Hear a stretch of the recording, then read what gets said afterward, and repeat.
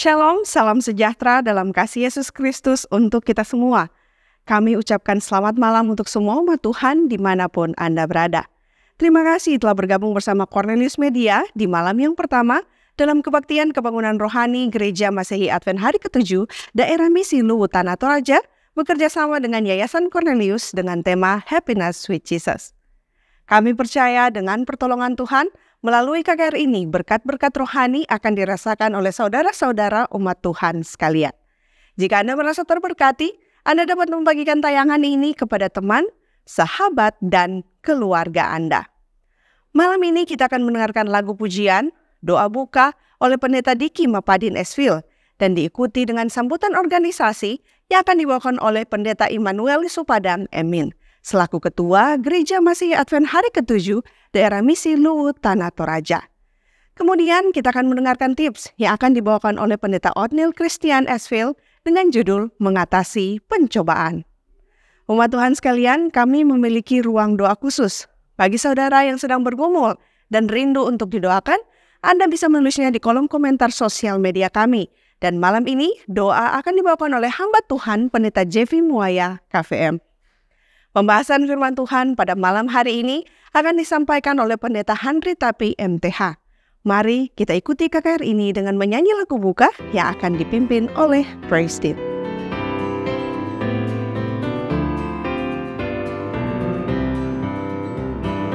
Yesus bagaikan gembala, kami ini dombanya. Dia pimpin dan menjaga selama kami di dunia. Tuhan Yesus, kami jadi milik-Mu. Tuhan Yesus, kami jadi milik-Mu. Ya Gembala, pimpin kami pada jalan yang lurus, agar kami jangan lari dari kandang yang kudus. Tuhan Yesus, dengarlah doa kami. Tuhan Yesus, dengarlah doa kami. Engkau sudah janji pula menjemput yang tersesat. Tuhan, Engkau Maha Murah, menolong orang benar. Tuhan Yesus, kami datang padamu. Tuhan Yesus, kami datang padamu. Mari kita berdoa. Bapa kami yang di sorga, pada malam hari ini kami patut bersyukur kepadamu sebab Engkau adalah Allah yang baik dan sungguh teramat baik untuk kehidupan kami. Pada malam pertama kebaktian kebangunan rohani bersama dengan Cornelius, kami percaya ya Tuhan bahwa ini adalah suatu kesempatan untuk kami dapat menyampaikan kebenaran firman Tuhan kepada semua orang. Khususnya KKR pada malam hari ini dengan judul Bahagia Bersama Yesus. Kami mendoakan agar KKR ini dapat berlangsung dengan baik hanya untuk puji dan hormat bagi nama Tuhan saja. Hamba-Mu mendoakan juga untuk pembawa tips pada malam hari ini, Pendeta Muda Othniel Christian, kiranya Engkau berkati. Juga pengkhotbah pada malam hari ini, Pendeta Handri Tapi, yang akan menyampaikan saluran kebenaran firman Tuhan kepada semua orang. Biarlah ketika kami melihat, mendengar, kami akan percaya bahwa Tuhan memberkati kehidupan kami melalui firman-firman yang akan kami dengarkan selama acara ini berlangsung. Terima kasih banyak ya Tuhan. Kami serahkan semuanya ke dalam tangan-Mu. Inilah yang menjadi doa kami. Di dalam nama Tuhan Yesus, kami sudah berdoa dan mengucap syukur kepadamu. Haleluya. Amin. Shalom, selamat malam. sahabat Cornelius Media dimanapun Anda berada. Puji Tuhan, pada malam hari ini kita boleh memulaikan kebaktian kebangunan rohani net. Cornelius Media bekerja sama dengan Gereja Masehi Advent Hari ke-7 daerah Misi Lutan Toraja dengan tema Happiness with Jesus, bahagia bersama Yesus. KKR ini akan berlangsung mulai malam ini 29 Oktober sampai 4 November 2023.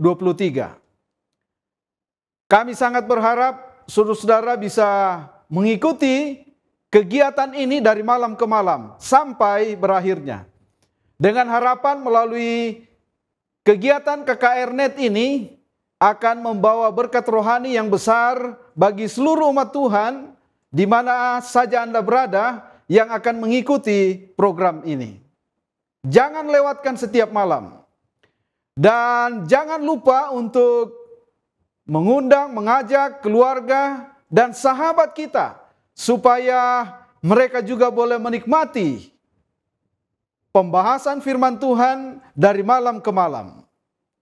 Untuk itu atas nama pimpinan Gereja Masehi Advent Hari ke-7 daerah Misi Lutan Toraja kami menyampaikan terima kasih banyak kepada Cornelius Media atau Yayasan Cornelius yang telah menginisiasi kegiatan KKR Net ini bekerja sama dengan kami daerah Misi Lutan Toraja. Kiranya Tuhan memberkati seluruh umat Tuhan yang mengikuti kegiatan ini. Sahabat-sahabat Cornelius Media, adalah doa dan harapan kami. Tuhan memberkati. Shalom. Shalom, selamat malam bagi para sahabat-sahabat umat Tuhan dimanapun Anda berada saat ini.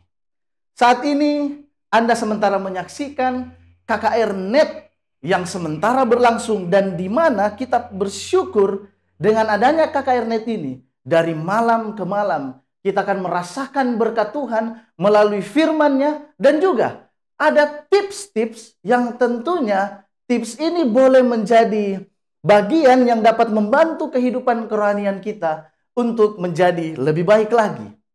Malam ini saya akan membagikan tips dengan tema mengatasi pencobaan. Jadi kita akan melihat tips-tips cara untuk mengatasi pencobaan-pencobaan, godaan-godaan yang datang dalam kehidupan kita.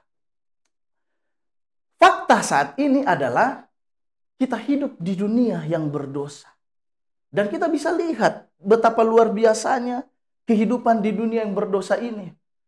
Ada peperangan, ada bencana alam di mana-mana kita lihat. Kejahatan di mana-mana, dosa ada di mana-mana. Pertanyaannya sekarang, siapa yang tidak pernah berbuat dosa? Adakah dari antara kita yang tidak pernah berbuat dosa? Tentu. Kita adalah manusia yang sangat dekat. Bahkan hampir setiap hari mungkin kita berbuat dosa. Inilah realita, fakta yang kita hadapi saat ini di atas dunia ini. Tetapi Tuhan mau agar kita hidup saleh, dekat kepada Tuhan.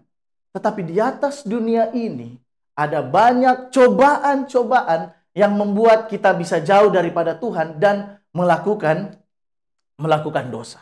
Untuk itu malam ini mari kita lihat beberapa tips untuk mengatasi pencobaan yang datang di dalam kehidupan kita. Tips yang pertama adalah belajar dari Yesus. Yesus mampu lepas dari setiap pencobaan yang ada. Kita bisa lihat di dalam Alkitab. Mengapa Yesus mampu lepas dari setiap pencobaan yang ada? Karena yang pertama, Yesus sering mengutip firman Allah. Artinya apa? Yesus senang membaca firman Allah. Kemudian Yesus selalu berdoa. Dan yang ketiga, Yesus memberitakan kerajaan Allah. Jadi, semua jawaban untuk pencobaan yang ada dalam kehidupan kita, belajar dari pengalaman Yesus, Alkitab adalah jawabannya. Artinya apa? Kita harus membaca Alkitab dan di dalam Alkitablah kita bisa dapatkan petunjuk-petunjuk untuk melewati setiap pencobaan-pencobaan yang ada di atas dunia ini. Tips yang kedua, kenali kelemahan Anda. Dari kita semua ada kelemahan-kelemahan yang ada di dalam kehidupan kita. Ada kelemahan saya, kelemahan kita. Setiap dari kita, setan akan berusaha memperhatikan kelemahan itu. Mungkin ada yang lemah di masalah selera, nafsu, lemah dalam mengontrol emosi, lemah dalam masalah keuangan, dan lain-lain. Setan memperhatikan itu, sehingga cobaan-cobaan yang setan berikan seringkali berhubungan dengan kelemahan yang kita miliki. Jadi ketika Anda sadar bahwa kelemahan saya dalam hal ini, berarti jangan coba-coba bawa diri ke dalam hal tersebut. Jadi kenali setiap titik-titik kelemahan yang kita miliki. Tips yang ketiga, ingat upah. Ada upah bagi yang setia, ada upah bagi yang tidak setia. Jika kita setia, upah kita adalah kerajaan Tuhan. Hidup bersama dengan Tuhan di dalam kerajaannya. Di sanalah tempat kita tidak ada lagi penderitaan. Siapa yang tidak mau masuk surga? Tentu kita semua mau. Jadi ketika pencobaan datang, ingatlah untuk tetap kuat dan setia, karena ada surga yang menantikan kita. Dalam firman Tuhan, 1 Korintus 2 ayat 9, apa yang tidak pernah dilihat oleh mata, dan tidak pernah didengar oleh telinga, dan tidak pernah timbul dalam hati manusia, semuanya disediakan Allah untuk mereka yang mengasihi Dia. Tempat yang luar biasa. Ingat, akibat dari dosa dan upah dosa. Kita harus mengingat setiap efek dari dosa-dosa yang kita buat. Bahkan bayangkan, karena dosa sampai-sampai membuat Tuhan harus rela datang ke atas dunia ini. Mati di atas dunia ini. Mati di atas kayu salib. Disiksa dan hina. Dan semua itu Tuhan lakukan untuk kita semua. Jadi inilah yang harus menjadi hal yang kita ingat bahwa Tuhan sudah berkorban untuk saya. Dan ketika kita bertobat, Tuhan pasti akan mengampuni.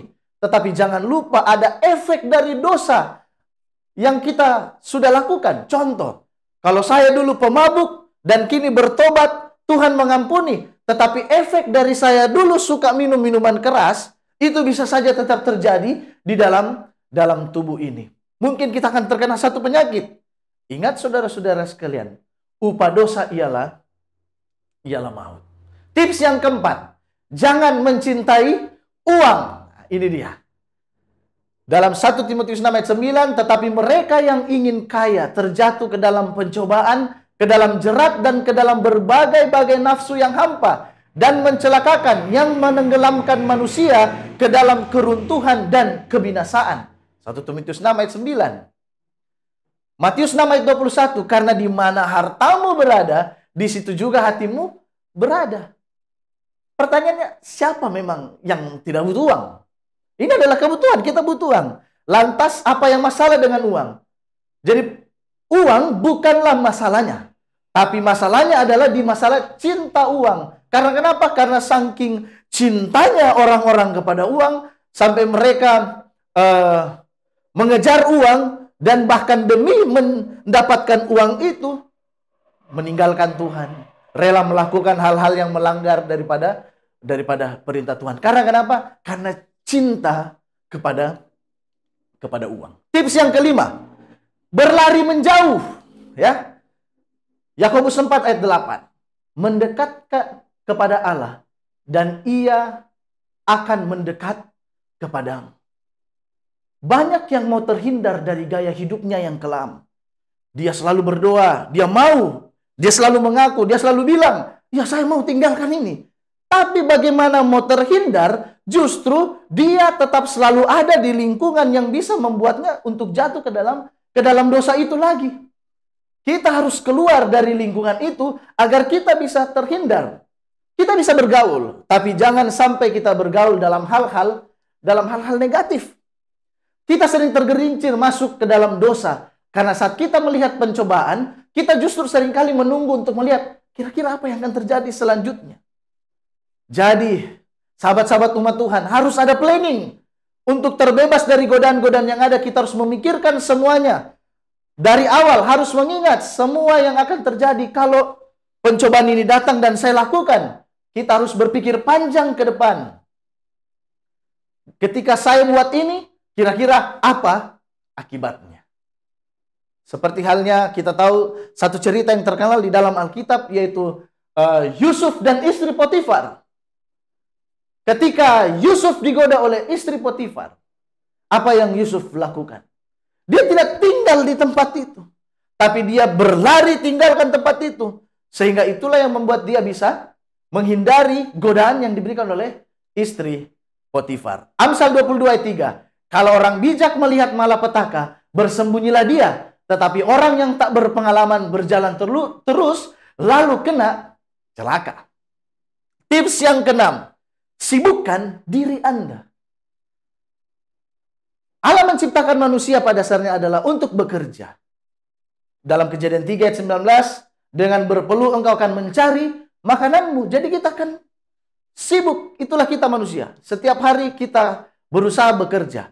Roma 12 ayat 21. Janganlah kamu kalah terhadap kejahatan, tetapi kalahkanlah kejahatan dengan kebaikan. Jadi, buat hari-hari kita sibuk dengan hal-hal yang positif, hal-hal yang baik. Selain menghasilkan, kita juga bisa membantu orang lain. Jadi mari kita saling melihat kebutuhan saudara-saudara kita, kebutuhan anggota jemaat, kebutuhan tetangga-tetangga, sahabat, kerabat kita, dan apa yang bisa kita bantu, mari kita bantu. Jadi buatlah diri kita sibuk dalam hal-hal yang baik, hal-hal yang positif setiap harinya. Tips yang ketujuh, kenali jalan keluar. 1 Korintus 10 ayat 13. Pencobaan-pencobaan yang kamu alami adalah pencobaan-pencobaan biasa yang tidak melebihi kekuatan manusia. Sebab Allah setia dan karena itu ia tidak akan membiarkan kamu dicobai melampaui kekuatanmu. Pada waktu kamu dicobai, ia akan memberikan kepadamu jalan keluar sehingga kamu dapat menanggungnya. Kita ingat ketika bangsa Israel ada di tepi laut Teberau, sepertinya tidak ada jalan keluar. Tapi siapa yang membuka jalan keluar? Tuhan. Bagaimana kita tahu air terbelah sehingga bangsa Israel boleh lewat. Ketika juga Yesus memberi makan 5.000 orang. Waktu itu ada banyak orang. Dan siapa yang bisa memberi makan? Jalan keluarnya adalah Tuhan yang memberi jalan keluar. Bangkitlah dari kejatuhan. Ini sangat penting. Banyak dari antara kita yang susah untuk bangkit karena selalu berpikir, saya ini tidak layak, saya tidak pantas, saya sudah terlalu jauh. Aduh, sudah terlalu jauh saya, sudah tidak enak saya begini. Takut Tuhan tidak akan ampuni. Tetapi ingat, sahabat-sahabat umat Tuhan, Mazmur 85 ayat 3. Sebab Engkau ya Tuhan, baik dan suka mengampuni, dan berlimpah kasih setia bagi semua orang yang berseru kepada Kamu. Dalam Lukas 15 ayat 18, 19, dan 20 adalah cerita tentang anak yang hilang. Bagaimana dia sudah jauh, dia sudah jatuh. Dia jatuh dan dikalahkan oleh cobaan, tantangan dalam hidupnya. Tetapi di dalam cerita anak yang hilang, ketika dia mau kembali, anak yang hilang menunjukkan action. Dia sadar dia telah hilang dan dia ingin kembali.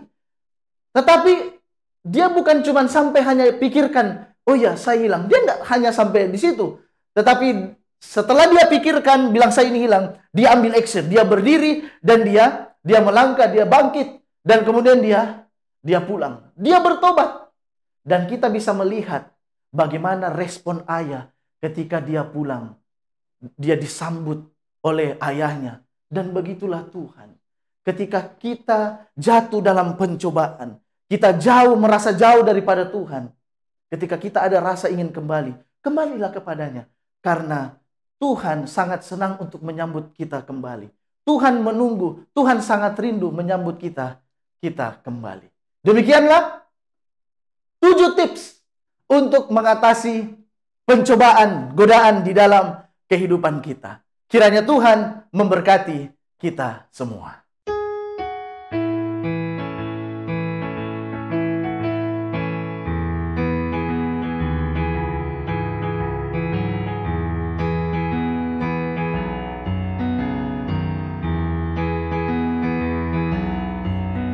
Kasihilah sesama bila kau ingin melihat Yesus. Kasihilah sesamamu bila kau ingin melihat Allah. Biarkan yang lain dengan jalannya, jadikan semua seperti saudara.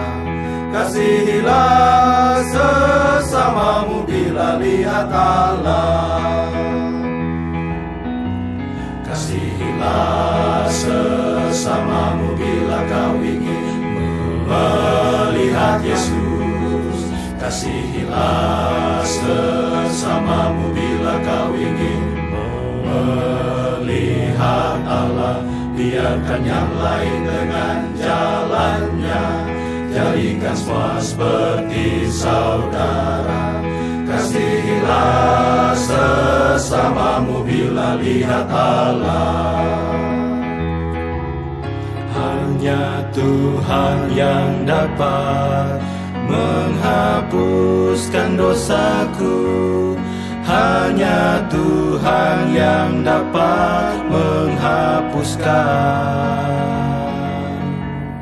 Di bukit Kalvari, Yesus mati untukku. Hanya Tuhan yang dapat menghapuskan. Hanya Tuhan yang tahu mengapa ku berubah. Hanya Tuhan yang mengerti. Ya hapuskan dosaku. Kasihilah sesamamu bila kau ingin melihat Yesus. Kasihilah sesamamu bila kau ingin melihat Allah. Biarkan yang lain dengan jalannya, jadikan semua seperti saudara. Kasihilah sesamamu bila lihat Allah.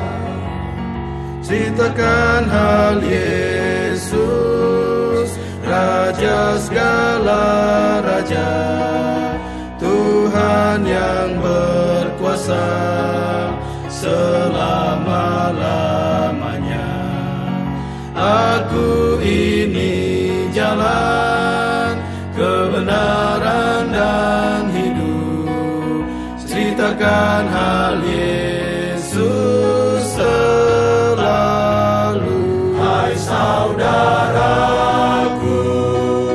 pada hari ini maukah engkau dapat lindungan Tuhan? Perlindungan hanya dalam Yesus, Juru Selamat manusia. Kasihilah sesamamu bila kau ingin melihat Yesus. Kasihilah sesamamu bila kau ingin melihat Allah. Biarkan yang lain dengan jalannya, jadikan semua seperti saudara. Kasihilah sesamamu bila lihat Allah. Kasihilah sesamamu bila lihat Allah. Bila lihat Allah.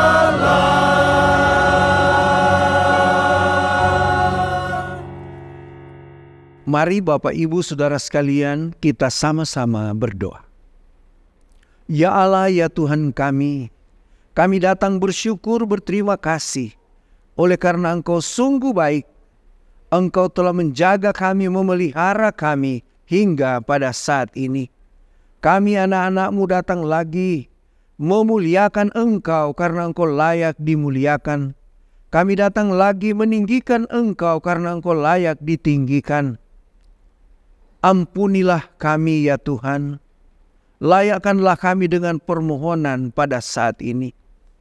Kami bersyukur oleh karena campur tangan Tuhan, sehingga kebaktian kebangunan rohani, kerjasama Gereja Masih Advent Hari ke-7, Daerah Misi Luwu Tanah Toraja, bersama dengan Yayasan Cornelius dapat dilaksanakan. Kami percaya semua ini jadi oleh karena campur tangan Tuhan. Mendoakan secara khusus hamba Tuhan, Pendeta Handri Tapi. Ia akan menyampaikan firman-Mu, kiranya urapan sorga menjadi bagiannya. Berkati dia, agar dapat berkata-kata seturut dengan kehendak Tuhan. Urapan kuasa sorga menjadi bagiannya, sehingga dia dapat berkata-kata seturut dengan kehendak-Mu ya Tuhan. Iman kami semua dikuatkan, dan kami percaya kami dapat disiapkan untuk kehidupan kekal bila Engkau datang pada kali yang kedua. Mendoakan semua anak-anak Tuhan, dimanapun berada, kiranya berkat-berkat indah akan melimpah dalam kehidupan kami. Dan lewat kebaktian kebangunan rohani ini, benar-benar iman kami dikuatkan. Kami disediakan untuk satu kehidupan kekal yang Tuhan siapkan bagi kami sebagai anak-anak-Mu.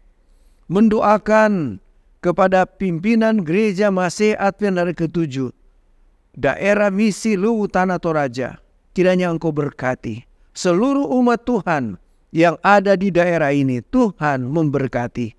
Kiranya janji Tuhan, perlindungan dan kasih Tuhan akan selalu menjadi bagian seluruh umat Tuhan yang ada di daerah Misi Luwu Tanah Toraja, begitupun kami semua. Oh Bapa di sorga, saat ini kami mau berdoa khusus kepada anak-anak Tuhan yang lagi bergumul dengan kehidupan mereka. Ada yang sakit, baik itu di rumah atau di rumah sakit. Kiranya Engkau datang melawat mereka. Engkau datang menyembuhkan mereka, menjamah mereka, sehingga boleh mendapatkan kesembuhan dari Tuhan. Mendoakan makanan, minuman, obat-obatan yang mereka pakai, sehingga kesembuhan mereka dapatkan. Mereka dapat memuji, memuliakan akan Tuhan. Ada anak-anak Tuhan yang bergumul mencari pekerjaan.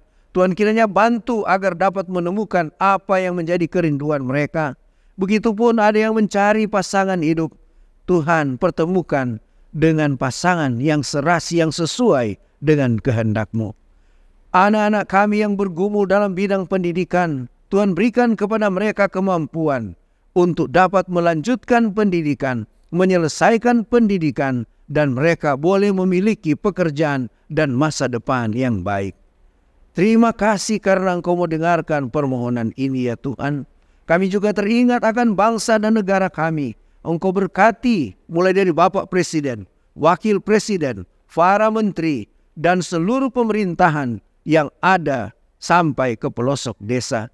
Berikan mereka kuasa agar dapat memimpin kami dengan baik, sehingga kami tetap punya kesempatan untuk memuji, memuliakan akan Tuhan. Terima kasih ya Tuhan, karena Engkau mau mendengar dan bersedia menjawab sesuai kemurahan-Mu, karena kami sudah berdoa hanya di dalam nama Tuhan Yesus, Juru Selamat kami yang hidup. Haleluya. Amin. Terpujilah nama Tuhan. Saat ini kita akan mendengarkan sabda firman Tuhan yang akan disampaikan oleh Pendeta Handri Tapi MTH. Menikah dengan Ibu Melty Parerung SS, keluarga pendeta dikaruniai Tuhan 4 orang anak. Dan saat ini pendeta melayani sebagai gembala jemaat Pionir Rantepau dan jemaat Pangala. Judul firman Tuhan pada malam ini adalah Bahagia dalam Ketekunan. Mari kita nyanyikan bersama-sama lagu tema Happiness is the Lord.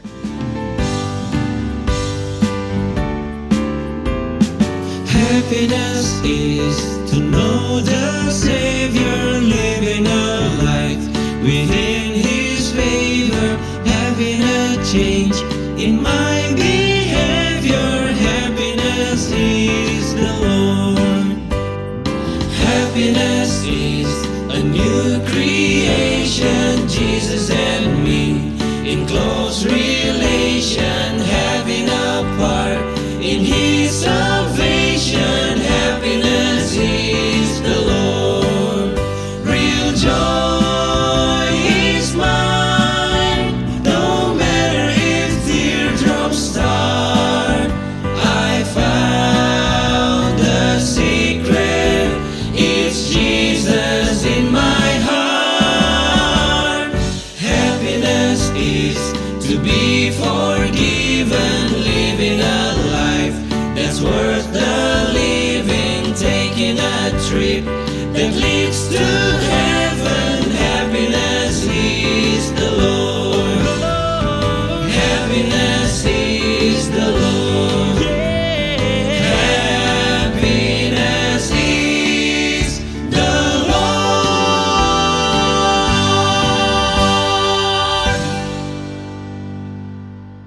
Shalom, selamat malam saudara-saudara, sahabat-sahabatku. Senang pada malam hari ini kita boleh bertemu dalam program Kebaktian Kebangunan Rohani Net yang bertemakan Bahagia Bersama Yesus. Kebaktian Kebangunan Rohani Net ini terselenggara berkat kerjasama daerah Misi Lu Tanah Toraja dan Cornelius Media. Sepanjang minggu ini, kita akan bersama-sama merasakan kebahagiaan karena kita berjalan dengan Yesus. Amos pasal 3 ayat 3 berkata, "Berjalankah dua orang bersama-sama jika mereka belum berjanji?" Itulah sebabnya saya ingin mengajak sahabat-sahabat semua untuk bersama-sama dengan kami sepanjang minggu ini dalam program KKR Net ini. Sebelum kita memulaikan belajar firman Tuhan pada malam hari ini, mari kita tunduk kepala dan kita berdoa. Tuhan Allah Bapa yang bertahta dalam kerajaan sorga, Allah yang telah menyertai kami, Allah yang telah melindungi kami, dan Allah yang telah memberkati kami pada sepanjang kehidupan kami. Terpuji dan besar nama-Mu ya Tuhan, untuk satu kesempatan pada malam hari ini dan sepanjang minggu ini, kami boleh belajar dari firman Tuhan. Bagaimana agar kami boleh merasakan kebahagiaan berjalan bersama-sama dengan Engkau ya Tuhan. Berkati pemberitaan firman-Mu pada malam hari ini. Kiranya kuasa Roh Kudus-Mu menjadi bahagian kami semua, sehingga firman yang akan kami renungkan bersama-sama boleh jadi berkat bagi kami. Di dalam nama Tuhan Yesus, hamba berdoa. Amin. Kebahagiaan adalah satu kata yang sering sekali kita dengarkan. Kebahagiaan adalah sesuatu yang dicari oleh banyak orang. Ada banyak sekali buku yang telah diterbitkan untuk bagaimana supaya kita boleh mendapatkan kebahagiaan. The Search for Happiness. Saya baru-baru baca buku yang judulnya Mencari Kebahagiaan yang Hilang. Banyak sekali yang telah diberikan kepada kita, bagaimana caranya untuk mendapatkan kebahagiaan. Kenapa? Karena setiap orang ingin bahagia. Setiap orang ingin merasakan kebahagiaan. Pertanyaan bagi kita pada malam hari ini adalah, adakah yang bisa membahagiakan kita? Hal apa yang terjadi dalam diri kita yang bisa membuat kita menjadi bahagia? Kekayaan, apakah itu bisa membuat kita bahagia? Ada seorang yang terkenal di atas dunia ini, John Caldwell. Dia pencipta Fonts for You. John Caldwell ini mendirikan istana yang sangat besar. 10 juta dolar. Atau kalau kita kurskan ke rupiah, 135 miliar rupiah. Istana yang megah dibangun dengan kekayaan yang begitu besar. Tapi suatu saat, John katakan begini, happiness level at just 1 or 2 out of 10. Kebahagiaan itu adalah nomor 1 atau nomor 2 setelah nomor 10. Bagaimana dengan kepelisiran? Bagaimana dengan pesta pora? Pencipta Minecraft, Marcus Persson, dia katakan begini, dia adalah orang yang merasa paling kesepian pada saat Marcus Persson ini bersama-sama dengan teman-temannya sementara mengadakan pesta yang sangat meriah di Ibiza. Marcus Persson katakan, saya tetap merasa paling kesepian. Orang yang lain, orang yang juga sangat terkenal, Raja Salomo. Di dalam catatan Alkitab, Raja Salomo adalah orang yang memiliki begitu banyak kekayaan. Orang yang memiliki begitu besar kekuasaan. Dan ini yang Raja Salomo katakan kepada kita. Di dalam Pengkhotbah pasalnya yang kedua.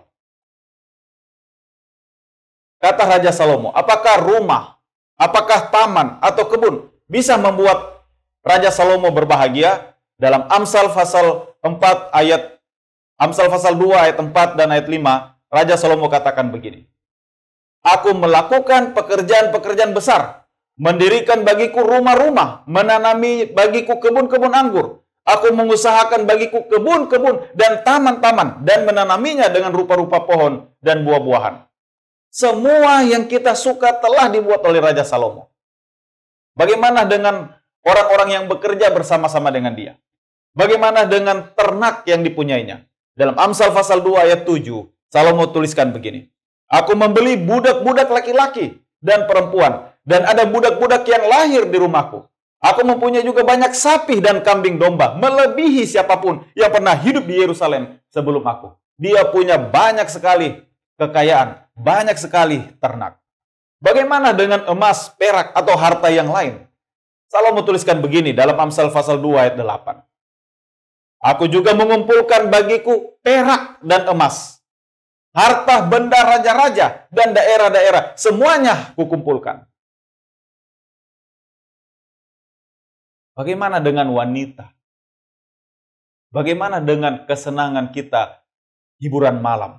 Raja Salomo katakan begini, dalam Amsal pasal 2 ayat 8. Aku mencari bagiku biduan-biduan dan biduanita-biduanita, dan yang menyenangkan anak-anak manusia, yakni banyak gundik. Salomo katakan dia kumpulkan banyak biduanita-biduanita, banyak penyanyi-penyanyi cantik. Dia mengumpulkan yang disukai oleh manusia, yaitu banyak gundik, banyak perempuan-perempuan. Dalam Amsal pasal 2 ayat 10, Raja Salomo katakan begini, aku tidak merintangi mataku dari apapun yang dikehendakinya. Aku tidak menahan hatiku dari sukacita apapun, sebab hatiku bersukacita karena segala jerih payahku. Itulah buah segala jerih payahku. Salomo mengaku dia tidak menahan apa yang disukai oleh matanya. Apapun yang dia lihat dan dia ingin, dia ambil. Semua kesenangan mata diikuti oleh Raja Salomo. Bagaimana dengan pengetahuan? Dalam Amsal pasal 2 ayat 9, Salomo katakan begini. Dengan demikian, aku menjadi besar, bahkan lebih besar dari siapapun yang pernah hidup di Yerusalem sebelum aku. Dalam pada itu, hikmatku tetap padaku. Bicara ilmu pengetahuan, Salomo kita kenal sebagai seorang yang memiliki pengetahuan yang sangat luar biasa. Apakah semua yang tadi disebutkan oleh Raja Salomo dalam Amsal pasal 2? Rumah, kebun, ternak, kepelisiran, wanita, kesenangan mata, emas, perak, dan semua harta benda yang lain. Apa itu sanggup untuk membuat Raja Salomo merasa kebahagiaan? Dengarkan kesimpulan Raja Salomo. Dalam Amsal pasal 2, Amsal pasal 2 ayat 11, kesimpulan Raja Salomo katakan begini. Ketika aku meneliti segala pekerjaan yang telah dilakukan tanganku, dan segala usaha yang telah kulakukan untuk itu dengan jerih payah. Lihatlah, kata Salomo, lihatlah, segala sesuatu adalah kesia-siaan dan usaha menjaring angin. Memang tidak ada keuntungan di bawah matahari. Kesimpulan yang diambil oleh Raja Salomo adalah segala sesuatu yang dia sudah buat, segala sesuatu yang dia miliki, segala sesuatu yang terjadi dalam hidupnya, semuanya sia-sia. Pengkhotbah pasal 2 ayat 1. Orang yang sama menegaskan hal ini. Aku berkata dalam hati, mari aku hendak menguji kegirangan, menikmati kesenangan. Tetapi lihat, itu pun juga sia-sia. Dia katakan, saya mau menikmati yang disebut kesenangan, yang disebut kegembiraan. Tapi Salomo katakan, itu juga sia-sia. Kalau begitu, apakah definisi kebahagiaan itu? Apa definisi kebahagiaan? Menurut Purwadarminta, saya ambil dari Kamus Umum Bahasa Indonesia, disebutkan bahwa kebahagiaan adalah kondisi di mana seseorang merasakan pikiran yang penuh damai, bebas dari segala persoalan. Pertanyaan bagi kita pada malam hari ini adalah, Adakah kebahagiaan sejati di dunia ini? Adakah kebahagiaan yang sebenarnya di dunia ini? Saya ingin membaca dari Alkitab, Wahyu pasal 1 ayatnya yang ketiga. Wahyu pasal 1 ayatnya yang ketiga. Dengarkan bunyi firman Tuhan. Berbahagialah ia yang membacakan dan mereka yang mendengarkan kata-kata nubuat ini dan yang tertulis dan yang menuruti apa yang tertulis di dalamnya, sebab waktunya sudah dekat. Firman Tuhan katakan, untuk merasakan kebahagiaan adalah kita membaca, kita mendengar, dan kita menuruti apa yang tertulis dalam kitab ini. Itu sebabnya, jika kita belajar firman Tuhan, maka firman Tuhan akan membuat saya dan saudara-saudara, sahabat-sahabatku semua, kita akan merasa berbahagia. Kenapa? Karena Alkitab adalah sumber kebahagiaan sejati. Alkitab adalah sumber kebahagiaan saudara dan saya. Alkitab adalah sumber kebahagiaan keluarga kita masing-masing. Alkitab adalah sumber kebahagiaan masyarakat di mana kita ada. Lalu, apakah bukti bahwa Alkitab adalah sumber kebahagiaan itu? Apa buktinya bahwa Alkitab adalah sumber kebahagiaan? Dan apakah Alkitab itu berasal dari Tuhan? Untuk menjawab pertanyaan ini, ada beberapa poin yang perlu untuk kita ketahui sama-sama. Poin pertama, Alkitab menegaskan sendiri dan menyatakan dirinya berasal dari Allah. Ada ratusan ayat di dalam Perjanjian Lama yang mengungkapkan pernyataan seperti ini. Inilah firman Tuhan. Kalau saudara-saudara buka Keluaran pasal 20 ayat 1. Keluaran pasal 20 ayat 1.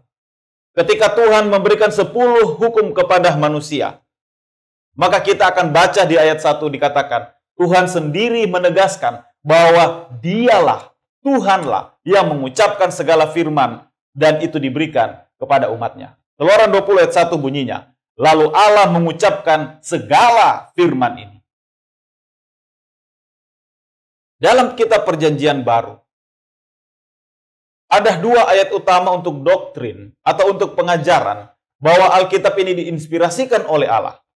Yang pertama, di dalam 2 Timotius pasal 3 ayat 16 dan 17. 2 Timotius pasal 3 ayat 16 dan 17 firman Tuhan berbunyi, segala tulisan yang diilhamkan Allah memang bermanfaat untuk mengajar, untuk menyatakan kesalahan, untuk memperbaiki kelakuan, dan untuk mendidik orang di dalam kebenaran. Dengan demikian, tiap-tiap manusia kepunyaan Allah diperlengkapi untuk setiap perbuatan baik. Segala tulisan yang diilhamkan Allah. Alkitab memberikan pernyataan sendiri bahwa Alkitab itu adalah milik Tuhan. 2 Petrus 1 ayat 20 dan 21 ayat kedua yang memberikan kepada kita penegasan bahwa Alkitab itu sumbernya dari Tuhan adalah yang terutama harus kamu ketahui ialah bahwa nubuatan dalam kitab suci tidak boleh ditafsirkan menurut kehendak sendiri. Sebab tidak pernah nubuat dihasilkan oleh kehendak manusia, tetapi oleh dorongan Roh Kudus. Orang-orang berbicara atas nama Allah. Oleh dorongan Roh Kudus, orang-orang berbicara atas nama Allah. Baik Rasul Paulus maupun Rasul Petrus menegaskan dalam ayat-ayat ini bahwa kata-kata dalam kitab suci itu berasal dari Allah sendiri, bukan dari manusia. Yang kedua,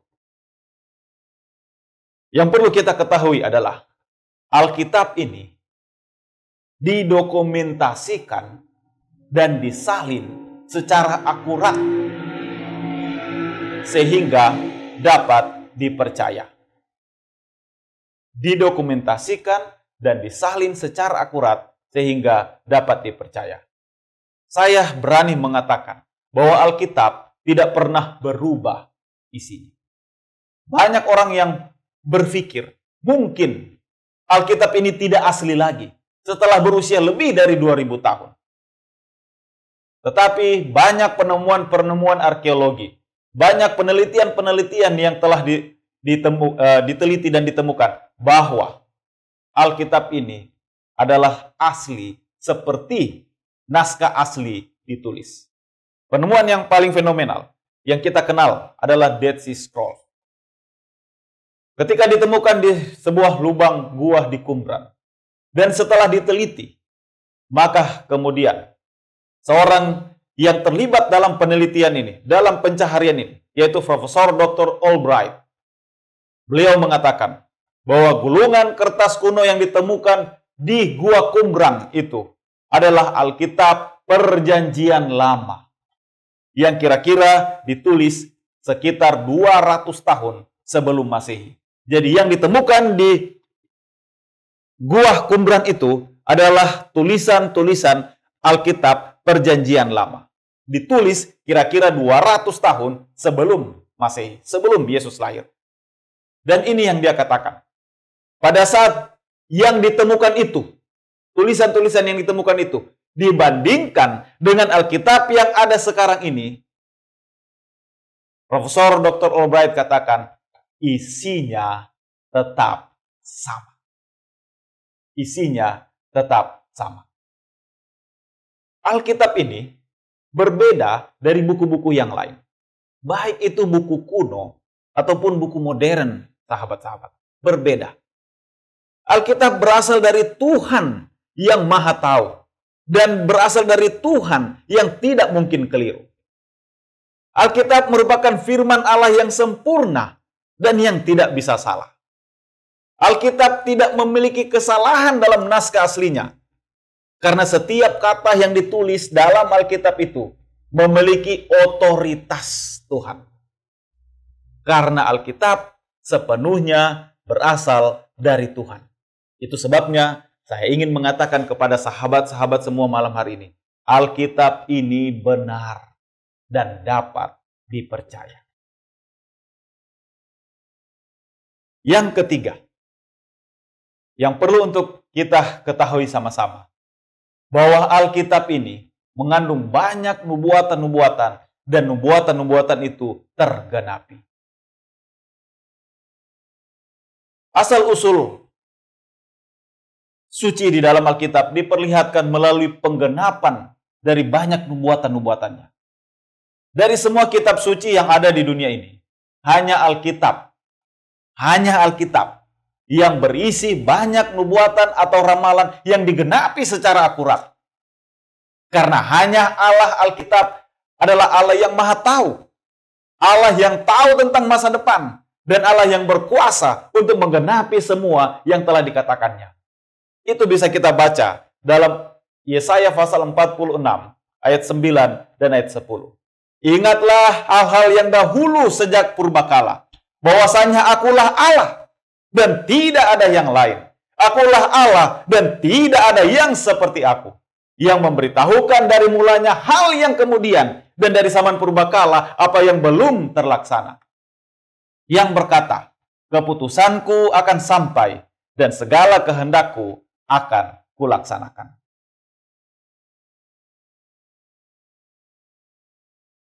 Mari kita lihat sepintas lalu beberapa nubuatan yang disebut dalam Alkitab dan itu tergenapi dengan sangat tepat. Nubuatan bagaimana Yesus dilahirkan. Dan Alkitab mengatakan dalam Perjanjian Lama Yesaya pasal 7 ayat 14 bahwa dia akan lahir dari seorang perawan. Itu ditulis oleh Nabi Yesaya kira-kira 700 tahun sebelum Yesus lahir. Dan kalau saudara-saudara baca di dalam Alkitab, dalam Lukas pasal 1 ayat 26 dan 27. Lukas pasal 1 ayat 26 dan 27. Maka firman Tuhan mengatakan, dalam bulan yang ke-6, Allah menyuruh malaikat Gibrail untuk pergi ke sebuah kota Galilea bernama Nazaret. Pada seorang perempuan yang bertunangan dengan seorang bernama Yusuf dari keluarga Daud. Nama perawan itu Maria. Kitab mengatakan bahwa Yesus lahir dari seorang perawan yang namanya Maria. Ditulis atau dinubuatkan oleh Nabi Yesaya kira-kira 700 tahun sebelum kejadian itu terjadi. Nabi Mika di bawah inspirasi Roh Kudus menuliskan dalam Mika pasal 5 ayat 2 bahwa penebus akan lahir di kota Bethlehem. Dan kalau saudara-saudara, sahabat-sahabatku membuka Alkitab dalam Matius pasal 2 ayat 6, maka firman Tuhan mengatakan, "Dan engkau Bethlehem, tanah Yehuda, sekali-kali bukanlah yang terkecil di antara mereka yang memerintah Yehuda, karena daripadamu lah akan bangkit seorang pemimpin yang akan mengembalakan umatku Israel." Dan kita tahu ceritanya bahwa Yesus lahir di kota Bethlehem. Dinubuatkan atau dituliskan di bawah inspirasi Roh Kudus oleh Nabi Mika kira-kira 700 atau 650 tahun sebelum Yesus lahir. Nabi Sakaria juga diilhami oleh Roh Kudus Tuhan. Ketika dia menulis dalam kitab Sakaria pasal 11 ayat 12 dan ayat 13 bahwa Yesus itu yang akan datang itu akan dihianati. Dan kemudian Nabi Sakaria menulis dengan jelas bahwa biaya untuk mengkhianati Yesus, ongkos untuk mengkhianati Yesus itu 30 keping perak. Ditulis dengan jelas dalam kitab Sakaria 11 ayat 12 dan ayat 13. Dan kalau sahabat-sahabatku membuka Alkitab kita dan membaca dari Matius pasal 26 ayat 15, maka kita akan dapati Yudas berkata kepada tua-tua orang-orang Farisi dan ahli-ahli Taurat saat itu, "Apa yang hendak kamu berikan kepadaku supaya aku menyerahkan dia kepada kamu?" kata Yudas. Lalu Matius 26 ayat 15 mengatakan, mereka membayar 30 uang perak kepadanya. Sakaria menulis bahwa Yesus akan dikhianati dan harga pengkhianatan kepada Yesus, ongkos pengkhianatan itu 30 keping perak. Dan kitab Matius pasal 26 ayat 15 jelas mengatakan bahwa ongkos itu 30 keping perak itu adalah yang diberikan kepada Yudas. Apa yang dituliskan dalam Alkitab, dinubuatkan jauh sebelumnya, terjadi tepat. Yang keempat, yang perlu untuk kita ketahui adalah Alkitab ini unik, saudara-saudara. Unik. Dan Alkitab ini terdiri dari 66 kitab, tetapi ini menjadi satu kesatuan yang utuh. Seluruh isi Alkitab, dari kitab Kejadian sampai kitab Wahyu, merupakan satu kesatuan yang sangat luar biasa. Meskipun asal-usulnya itu sangat beragam. Alkitab ini memiliki keserasian dalam hal penulisan. Kita tahu bersama-sama, kurang lebih ada 40 penulis Alkitab. Dengan pekerjaan, jabatan yang berbeda-beda, waktu yang berbeda-beda. Diperlukan kira-kira 1600 tahun untuk menyelesaikan penulisan Alkitab ini. Dimulai oleh Nabi Musa dan diakhiri oleh Yohanes yang kekasih. 40 penulis ini hidup di rentang waktu yang sangat panjang, 1600 tahun. Mereka tidak saling mengenal satu dengan yang lain. Mereka tidak pernah ketemu satu dengan yang lain. Mereka tidak mengambil kesepakatan untuk menulis satu dengan yang lain. Tetapi tulisan-tulisan yang mereka tulis di waktu mereka, di situasi mereka, di keadaan mereka, itu tidak bertentangan satu dengan yang lain. Alkitab adalah buku paling unik di dunia ini. Pesan Alkitab itu dari keseluruhan 66 buku itu merupakan satu kesatuan. Meskipun Alkitab itu ditulis oleh lebih dari 40 penulis, dan masing-masing penulis ini memiliki karakter, memiliki kepribadian, memiliki gaya penulisan yang berbeda-beda, memiliki maksud yang berbeda-beda, serta ditulis dalam selisih waktu yang sangat panjang, 1600 tahun. Pesan Alkitab itu tetap merupakan satu kesatuan tunggal. Tidak ada bahagian Alkitab yang bertentangan satu dengan yang lain. Jikalau kita menemukan ada ayat-ayat yang kelihatannya bertentangan satu dengan yang lain, saya ingin katakan, sangat mungkin bukan Alkitab yang salah, tetapi pikiran kita yang belum terbuka untuk memahami. Yang kelima, Alkitab ini dipelihara dan dijaga oleh Tuhan. Tahukah saudara-saudara, sahabat-sahabatku, bahwa Alkitab ini adalah buku yang paling banyak dikritik? Bahwa Alkitab ini adalah buku yang paling banyak diserang dan berusaha untuk dihancurkan. Dalam sejarah manusia, tidak ada buku yang lebih dibenci, tidak ada buku yang lebih ingin dihapuskan dari atas muka bumi, lebih daripada Alkitab. Tetapi Alkitab tidak pernah dapat dimusnahkan. Tidak pernah dapat dimusnahkan.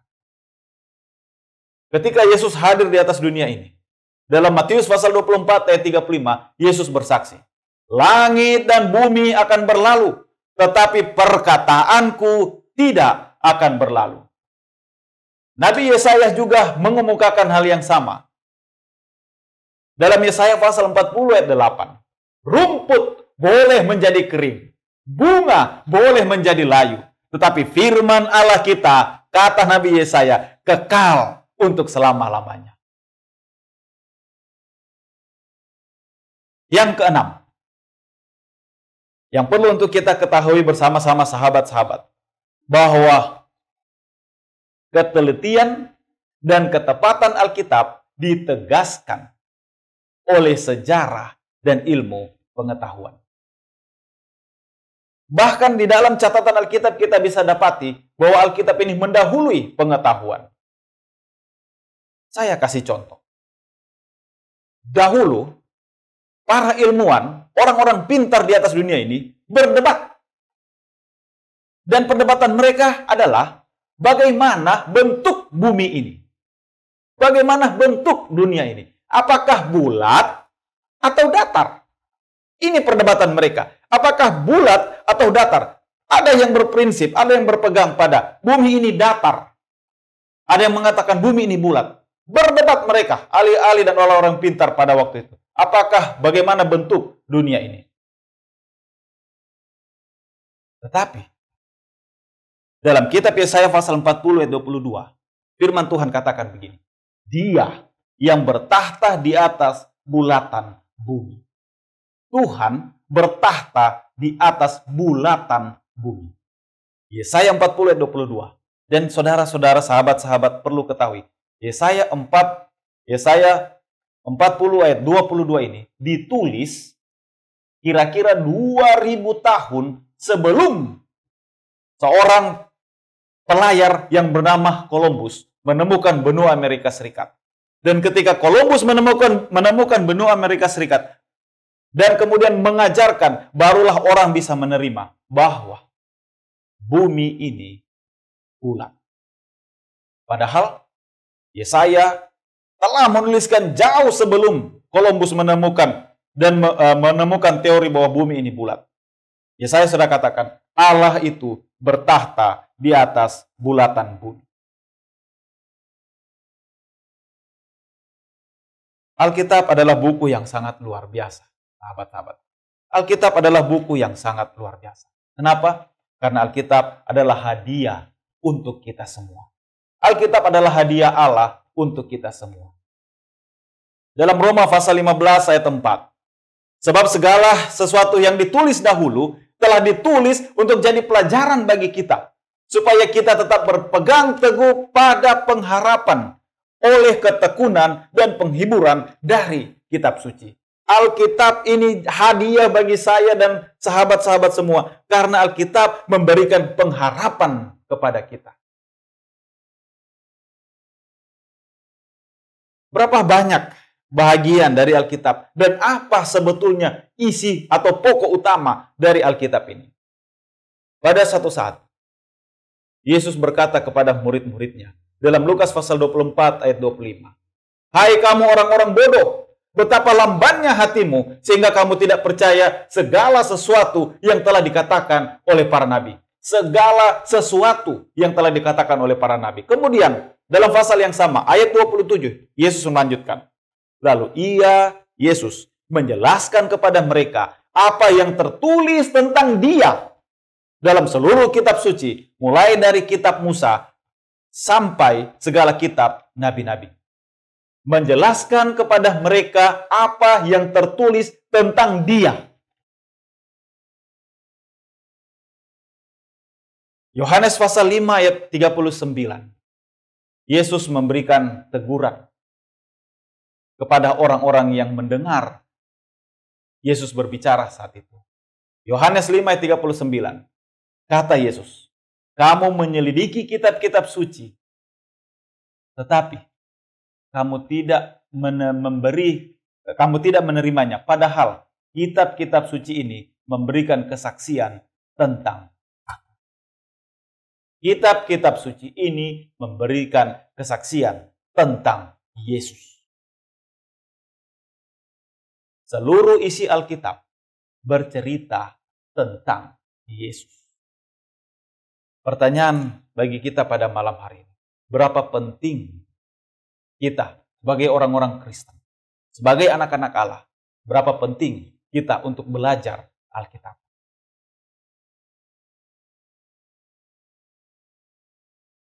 Mazmur pasal 119 ayat 105 mengatakan, firman-Mu itu pelita bagi kakiku dan terang bagi jalanku. Iman Kristiani menawarkan kepada orang percaya satu karunia yang sangat luar biasa. Karunia sukacita, karunia kebahagiaan.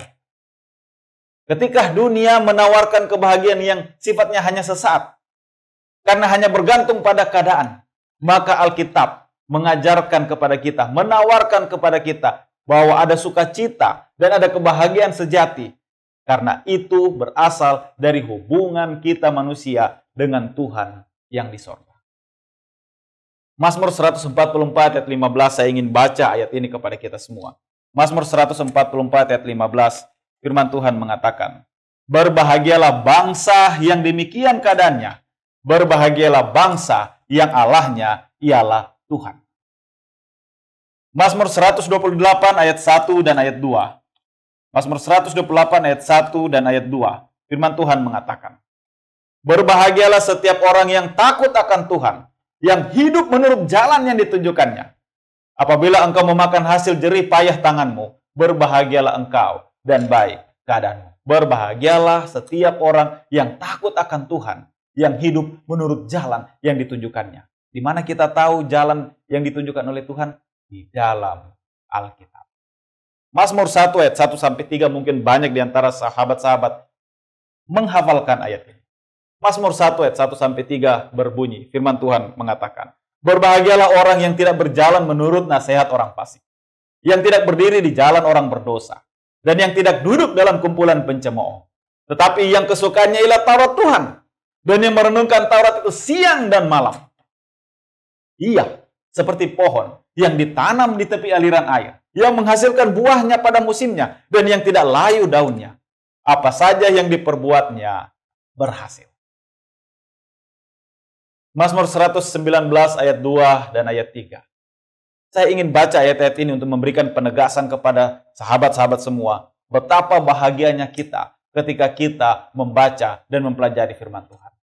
Mazmur 119 ayat 2 dan ayat 3. Firman Tuhan mengatakan, berbahagialah orang-orang yang memegang peringatan-peringatannya, yang mencari Dia dengan segenap hati, yang juga tidak melakukan kejahatan, tetapi yang hidup menuruti jalan-jalan yang ditunjukkannya. Berbahagialah kita ketika kita memegang perintah-perintah Tuhan dan mengikuti jalan-jalan hidup yang telah ditunjukkan kepada kita lewat Alkitab. Pada suatu saat, sementara Yesus mengajar, ada seorang perempuan yang berkata, berbahagialah ibu yang telah mengandung engkau dan susu yang telah menyusui engkau. Ibu ini terkesan sekali dengan Yesus. Dia melihat betapa hebat Yesus ini, betapa baik Yesus ini. Dan dia katakan, berbahagialah orang yang telah mengandung engkau. Dan berbahagialah susu yang telah menyusui engkau. Ketika mendengar respon pernyataan dari perempuan ini, maka inilah respon Yesus.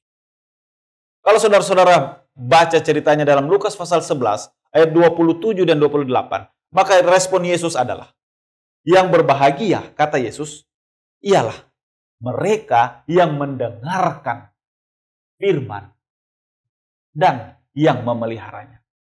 Yang disebut berbahagia bukan yang melahirkan Yesus.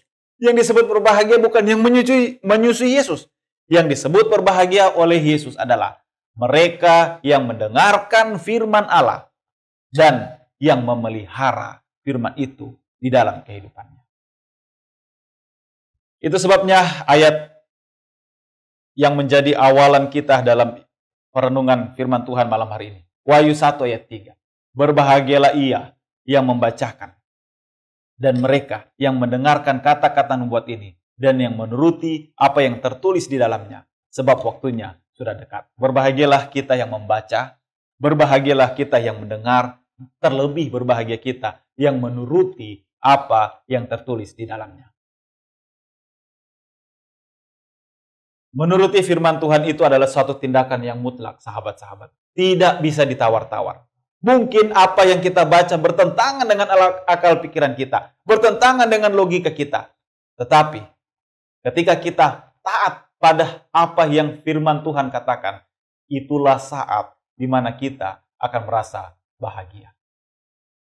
Saya ingin kembali mengajak kepada kita semua, sahabat-sahabatku.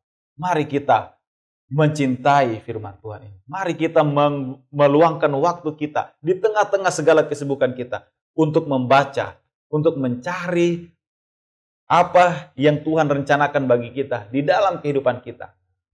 Karena adalah rencana Tuhan bagi saya, bagi sahabat-sahabat semua. Ketika kita membaca firman Tuhan ini, ketika kita mempelajari firman Tuhan ini, kita akan merasakan bahagia yang sejati. Dan kita akan dipenuhi dengan kebahagiaan itu. Saya ingin kita semua tunduk kepala pada malam hari ini. Dan saya akan berdoa bagi kita semua. Mari kita berdoa. Ya Tuhan Allah yang di sorga, kami mengucap syukur dan berterima kasih untuk satu kesempatan yang baik pada malam hari ini. Kami boleh belajar dari firman Tuhan. Sesungguhnya ya Tuhan, kami sangat merindukan untuk menikmati dan merasakan kebahagiaan itu. Tapi seringkali kami hanya merasakan kebahagiaan yang semu. Kami hanya mendapatkan kebahagiaan yang bersifat sementara dan sesaat saja. Tetapi kami bersyukur untuk kebenaran firman-Mu yang boleh kami pelajari malam hari ini. Bahwa Engkau menyediakan bagi kami kebahagiaan yang sejati. Dan kebahagiaan yang sejati dan kekal itu bisa kami nikmati, bisa kami rasakan ketika kami mempelajari firman-Mu. Ya Tuhan, kami tahu bahwa firman yang telah Tuhan berikan bagi kami dalam bentuk tertulis yang kami sebut Alkitab, ini adalah isi hati Tuhan. Ini adalah rencana dan kehendak Tuhan bagi kami. Tolong bantu kami sebagai anak-anak-Mu untuk belajar lebih mencintai lagi firman Tuhan ini. Tolong bantu kami untuk menyisihkan waktu kami di tengah-tengah segala kesibukan kami untuk boleh membaca, merenungkan, dan mencari tahu apa yang menjadi kehendak Tuhan. Agar kebahagiaan sejati yang Tuhan janjikan lewat firman Tuhan ini benar-benar boleh menjadi bahagian kami. Dan kami nikmati di dalam kehidupan kami di atas dunia ini. Bapa, kami akan mengakhiri ibadah kami malam hari ini. Tetapi kami mau berdoa dan memohon. Kiranya Bapa terus menyertai kami. Di dalam segala kegiatan-kegiatan kami. Malam ini kami mungkin akan beristirahat. Besok malam ya Bapa, tolong bantu kami. Agar kembali kami boleh bertemu dalam KKR Net. Mencari kebahagiaan bersama-sama dengan Yesus. Sehingga kebenaran-kebenaran firman Tuhan yang akan kami dapatkan dari malam ke malam sepanjang minggu ini benar-benar boleh membuat kami bersuka cita di dalam Tuhan. Inilah doa dan pengharapan kami Bapa. Terpujilah nama Tuhan. Engkaulah pemilik firman yang telah kami renungkan malam hari ini. Di dalam nama Tuhan Yesus Kristus, kami berdoa dan mengucap syukur. Haleluya. Amin. Puji Tuhan atas pekabaran firman Tuhan yang boleh kita dengarkan.